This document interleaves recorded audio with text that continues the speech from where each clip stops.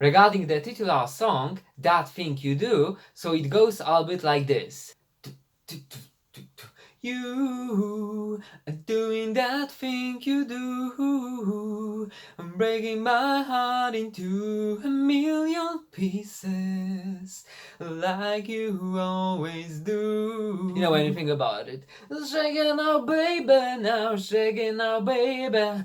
Twist and shout, twist and shout. Come on, come on, come on, closer now. And so on and so forth, right? And it was the same vibe, the same style as the Beatles. The red guitars, you know. Ładne oczy masz, komu je dasz?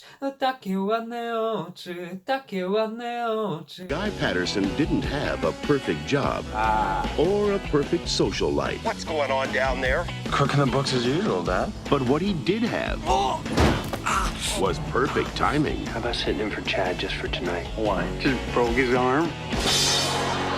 And in one night, the dreams you dream None of this would have happened if you hadn't joined the band. become that thing you do.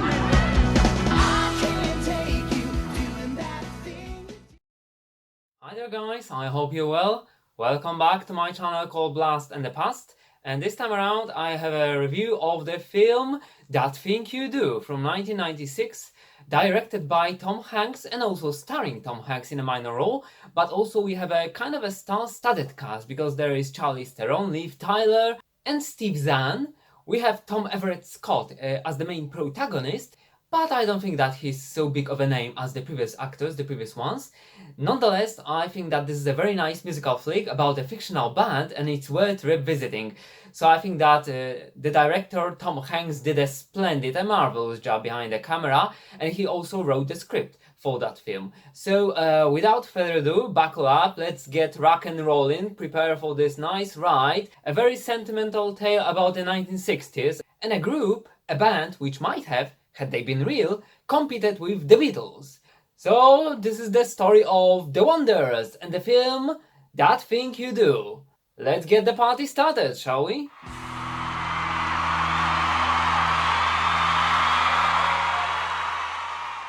As always, let me share my thoughts on That Thing You Do.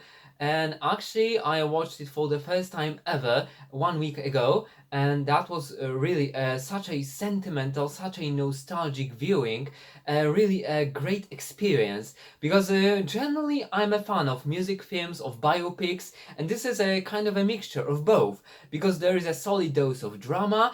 It's about a fictional band, The Wonders, but it's based on a real band actually, which had a chance in the 1960s to compete with the Beatles, but something must have gone wrong apparently, since everybody knows the Beatles and remembers them, but nobody knows about the other band. And The Wonders, so it is just one of those stories. And it's just a typical story about a bunch of young guys who have their own band, who are music aficionados and who play in their own free time.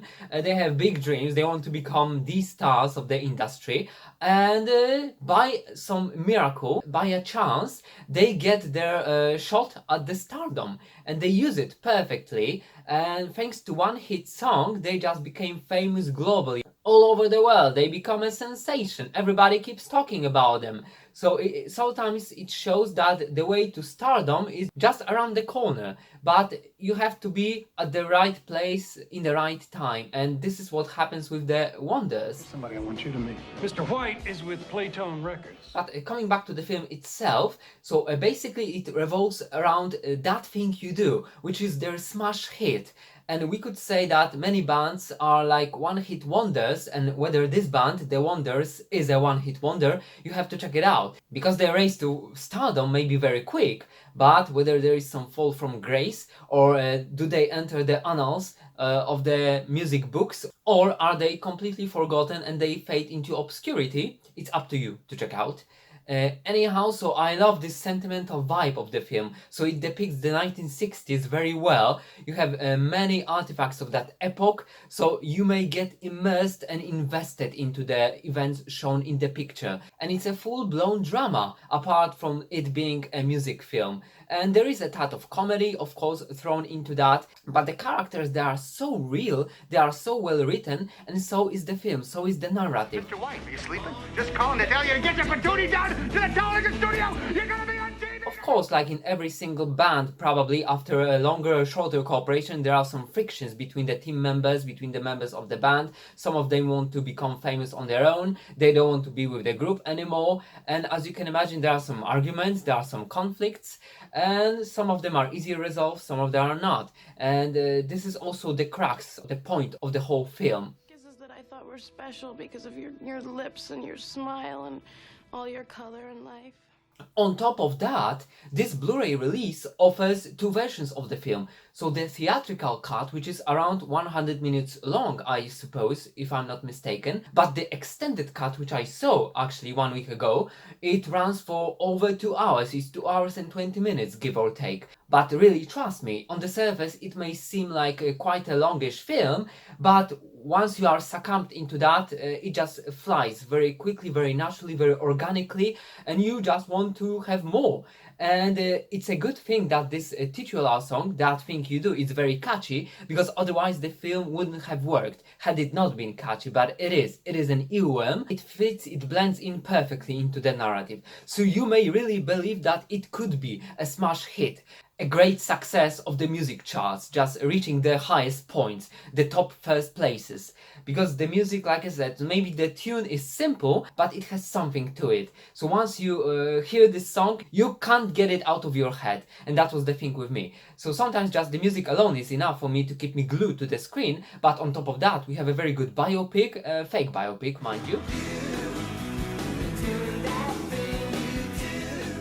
A music drama, well written, well acted, and also well directed by Tom Hanks, who was for the first time ever, I believe, at the helm of such a big project, and he did a marvelous job. And later on he directed one more film, Larry Crowne. It was in the 2010s, in which he starred with Julia Roberts, but that was also a pretty nice romantic comedy. I remember, nothing spectacular, nothing to write home about, but You're a great teacher. Spectacular. Would you like to kiss me? Let's do that again, and this time permission to cop a field. worth seeing and recommending as well. Coming back to That Thing You Do. If you are a fan of the 1960s, of that era, of the music from that period, and generally if you like a good piece of cinema, done, directed in that old-fashioned way, because the film is from the 1990s, 1996 to be more precise, so I think that this is a nice grab for you, this is a nice recommendation. Hesitate no more. If you have a chance to see it, watch it, please do this, and I hope that my recommendation, my review, will help you in making that decision, in making up your mind, if you hesitate about that. No guarantees. You guys look great in red. Have I told you that yet? So That Thing You Do is a bullseye, that's for sure, and Tom Hanks could be proud of his work, of his achievement, and I really hope that he is, because helming such a big project for the first time ever, and taking on multiple roles, this is quite a feat, and he delivered on every single front. So maybe I'm a little bit biased, I'm a little bit partial, because I love those decades, like the 1950s, the 1960s, the music from those eras, and this is definitely one of the strongest points of That Thing You Do. But generally, I think that regardless of your cinematographic tastes, it's a position worth recommending and worth checking out. So please, do That Thing You Do and watch That Thing You Do, if it makes any sense.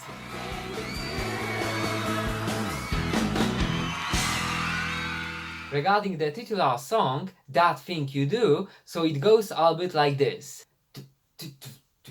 You are doing that thing you do, I'm breaking my heart into a million pieces, like you always do.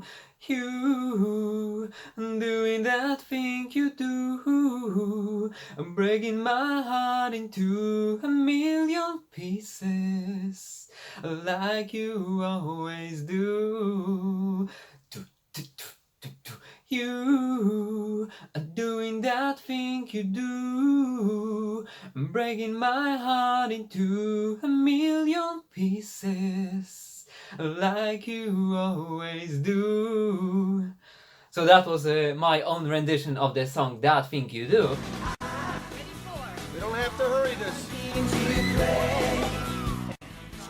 But I can guarantee you, provided that you are into pop music, once you hear it, you will never be able to get rid of it for some time. And it plays during the narrative, during the plot for several times. I think that 11 or 13 times, according to the pieces of trivia. So you better get used to it and you better like it. But that's not a problem, because sometimes you may have some films about the bands which are supposed to be great because of one hit, they are one-hit wonders, but the song actually is not that catchy. So you have no idea how they might have achieved that. But this is not the case in here. So whoever prepared that song, kudos to them, because this is a smash hit. And if it had been released commercially, I think that it would have been a success in its own right.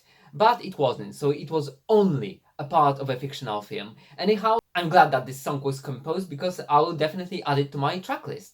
Because I've got hooked on it, I've got addicted to it. It's such an earworm. So that was my 2 cents on the song That Thing You Do.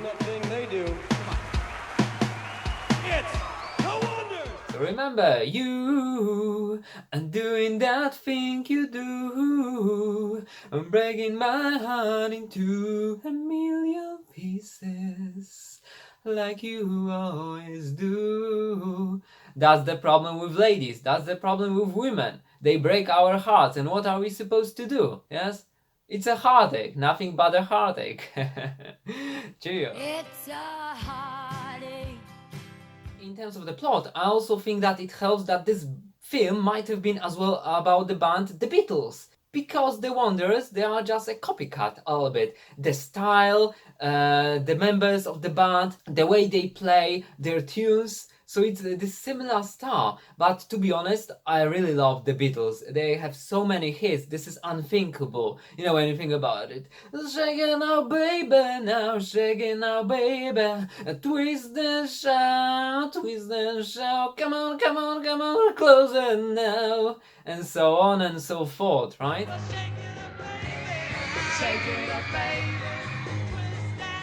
And actually, there was also a very nice Polish band, the Red Guitars, so to speak. That's a rough translation. And they were another copycat of the Beatles, but in the Polish territory, on the Polish ground, so to speak, the playground. Alas, those were the communist times, so probably they didn't have as many opportunities as the other guys in other countries, like the UK, the United States, but I really think that had they been born in a different country, they might have achieved a great success. They might have reached the stars, because they had also many hits, and it was the same vibe, the same style as the Beatles. The Red Guitars, you know. Ładne oczy masz, komu je dasz?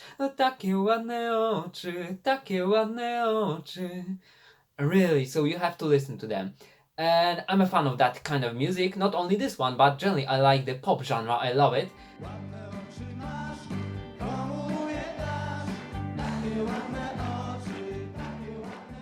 So this is something up my alley, and thank God that this film is based on that, and it revolves around this kind of music. So to me it was a great spectacle, it was a feast as a cinema lover and as a music lover also.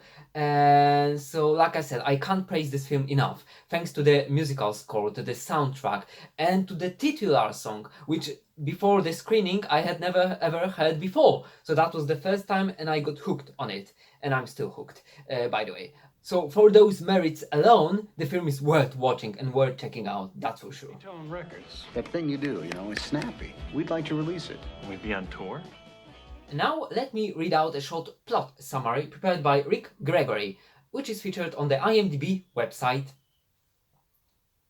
The film recounts a fable of a pop-rock band formed a year after the Beatles took America by storm in early 1964. Jazz aficionado Guy Patterson, unhappily toiling in the family appliance store, is recruited into the band The Wonders, later renamed The Wonders, so it's just spelled differently, on a side note, after regular drum chat breaks his arm. After Guy injects a 4/4 rock beat into lead singer Jimmy's ballad, the song's undeniable pop power flings The Wonders into a brief whirlwind of success, telling the tale of many American bands who attempted to grab the brass ring of rock and roll in the wake of the British invasion. Props to Rick Gregory. You got the #7 record in the country. And a fun fact is that actually at the very beginning the name of the band is spelled Wonders. O-N-E, like one, and only later do they change it into The Wonders, after the suggestion of their new manager, played by Tom Hanks. This is Erie Zone. Oh my God! And another funny thing is that at the beginning the repertoire is much slower, so they are more like ballads. But when the new guy joins in to substitute for the usual member who breaks his arm, so only then does he introduce this faster pace, and the rest is history. They raise to stardom, their popularity, that they are basically everywhere. Their song is played 24/7, almost like the Beatles, but it was thanks to that little tweak, that little spontaneity in the playing, because at the beginning the other members of the band hated it, but when they saw that it was slowly catching up with the audience, they decided to go with it and play along the narrative, and that was for the better, I suppose. So sometimes great things happen by accident, or sometimes you have to be a little bit cocky and ballsy just to have enough guts to introduce them, to grab the proverbial bull by the horns, right? And this is exactly the case with this one.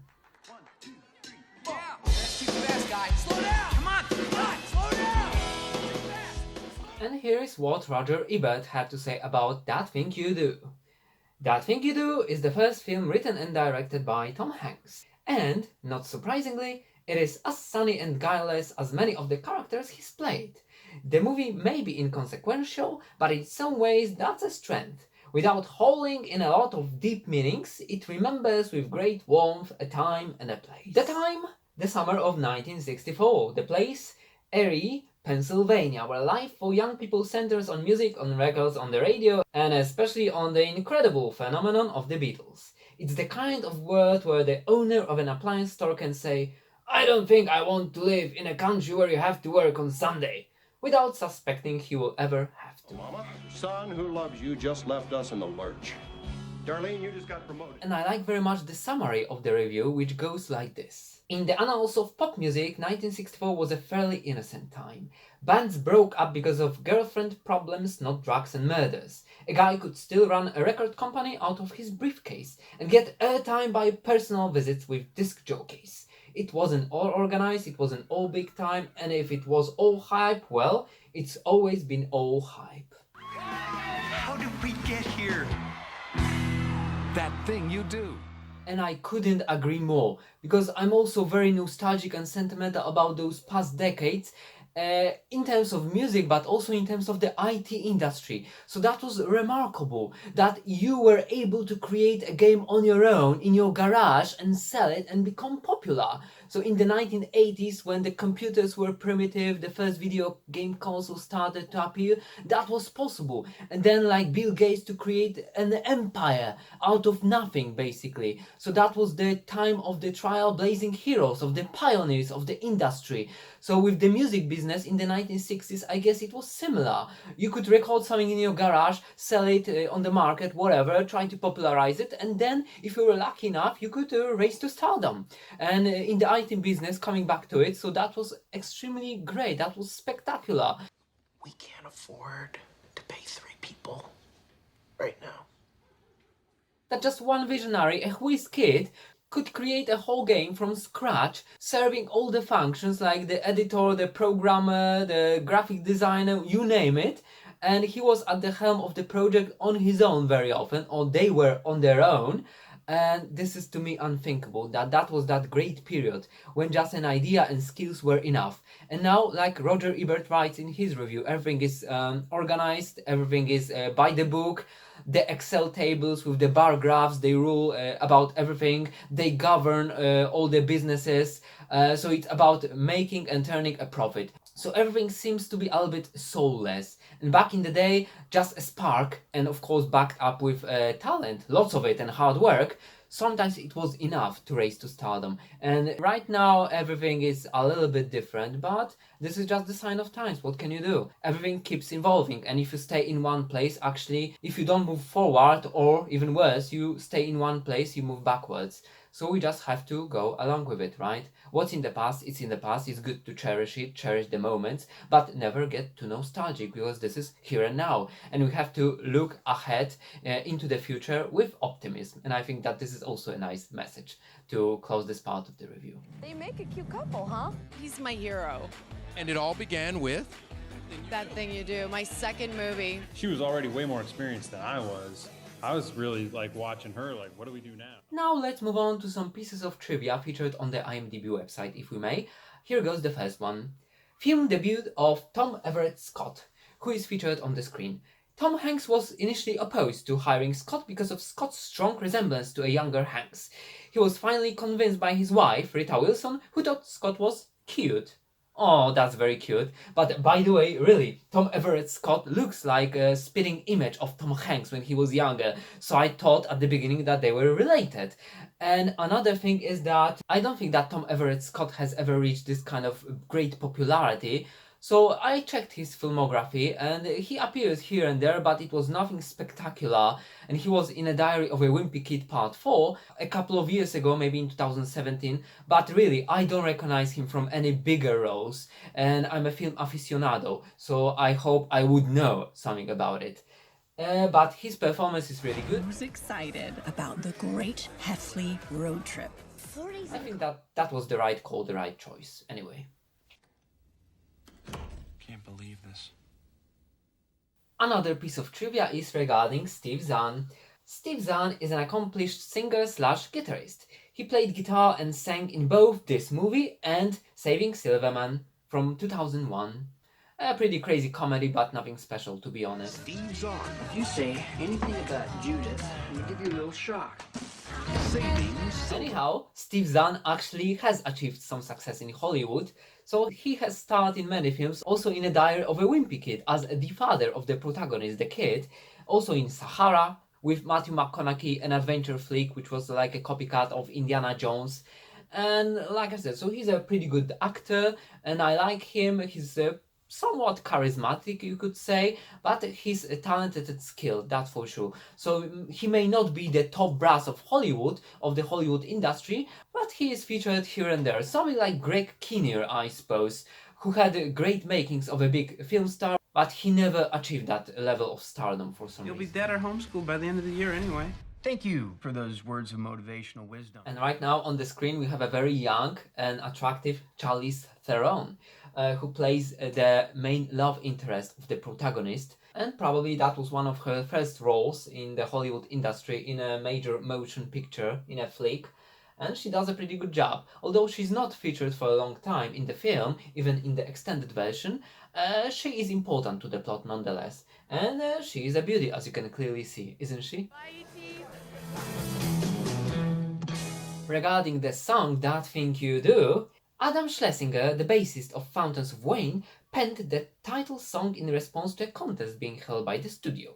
Their song won, being used in the movie. The movie was released shortly after their first album. He did a great job creating this song. If it had been for real, it might have been a great success. It's still good to have it in your tracklist, in your favorite songs, that's for sure.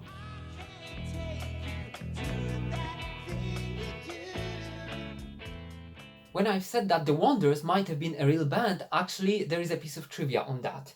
The Wonders, at the beginning spelled as Wonders, were loosely based on a band from the DC area in 1964 called the Chartbusters. They had a few hit singles and played several gigs with bands such as The Animals and Jan and Dean. The Chartbusters had a sound similar to the Beatles' Mersey beat sound.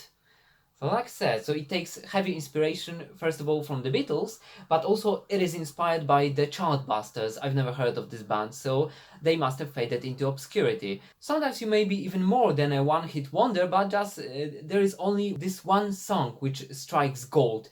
And the other compositions may be also good, but they never reach that height of popularity for some reason. Sometimes just the timing is not right, and this is it.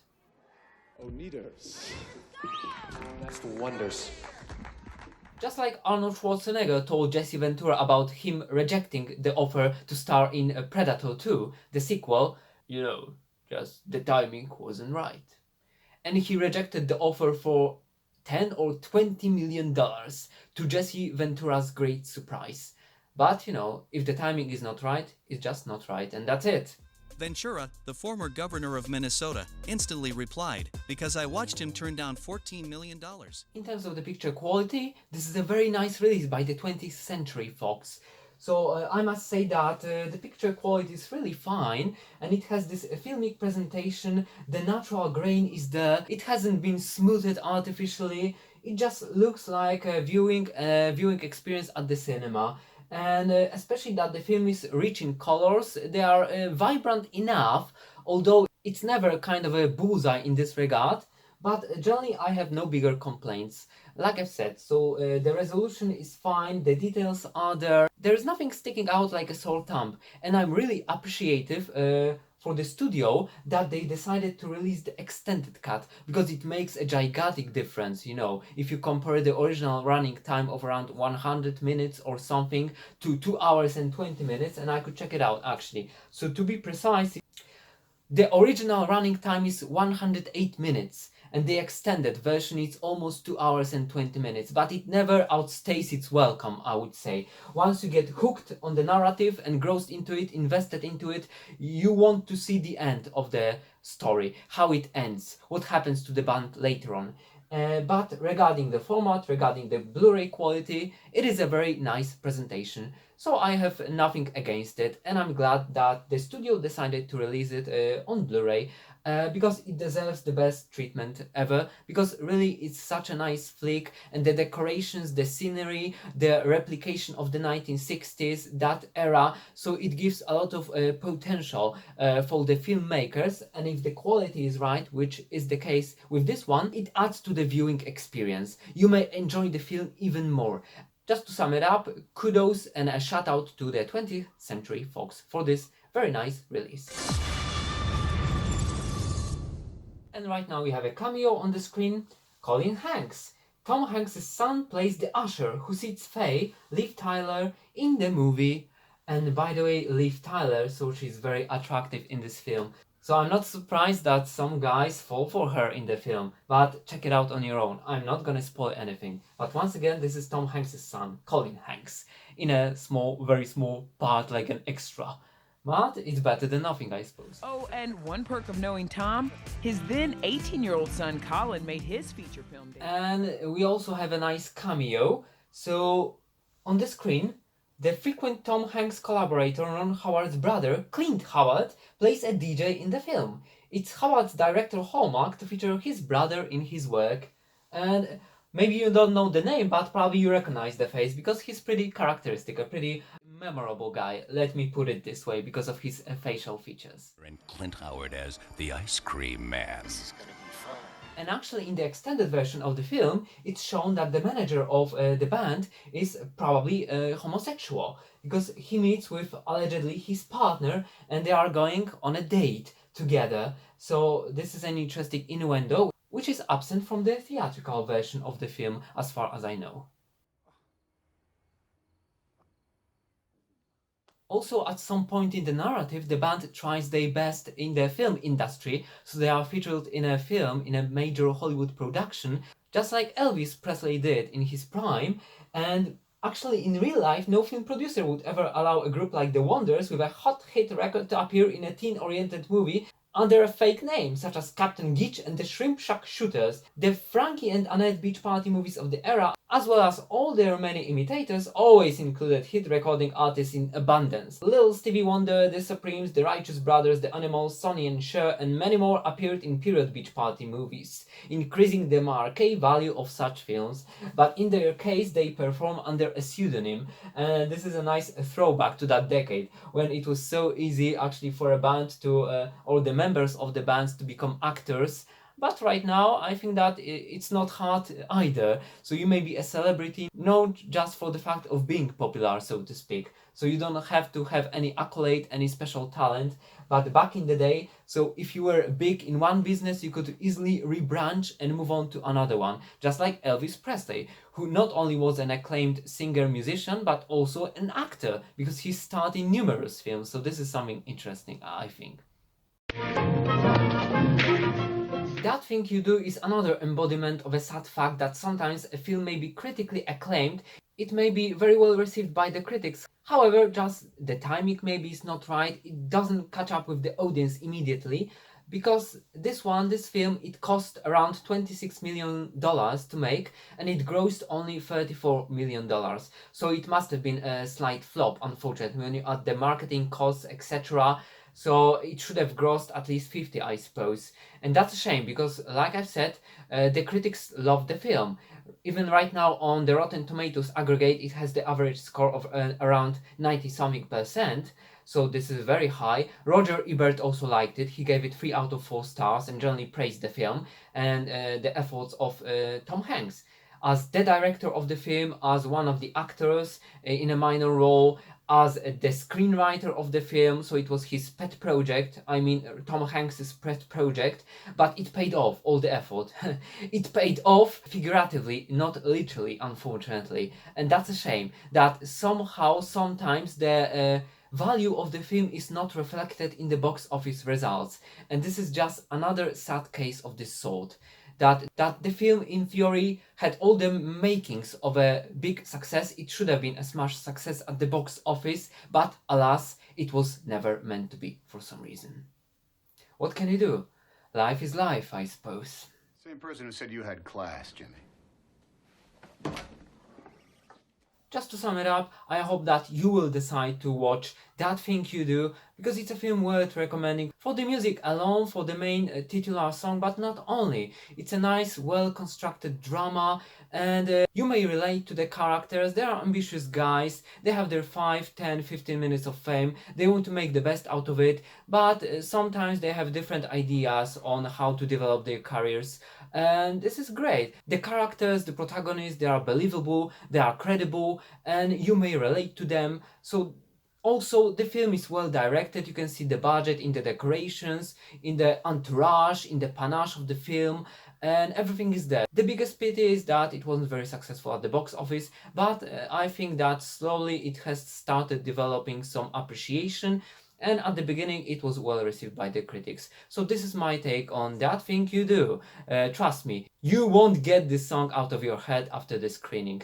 So I hope that you will decide to give it a whirl, especially this Blu-ray edition, which is very nice, and the extended cut is the one to go if you want to have the whole spectrum of the story.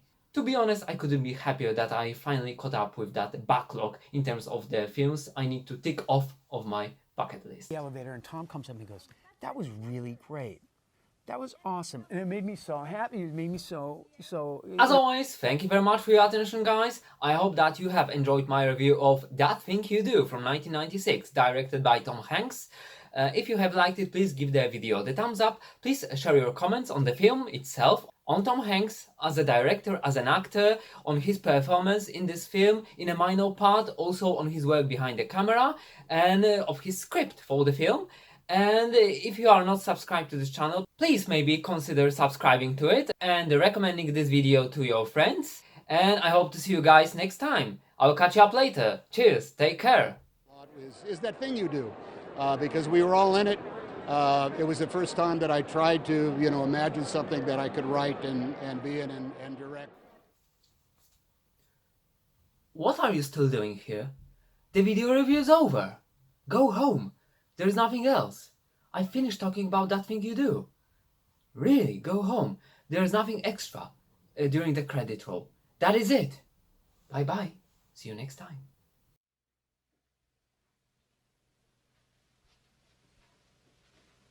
You're still here? It's over.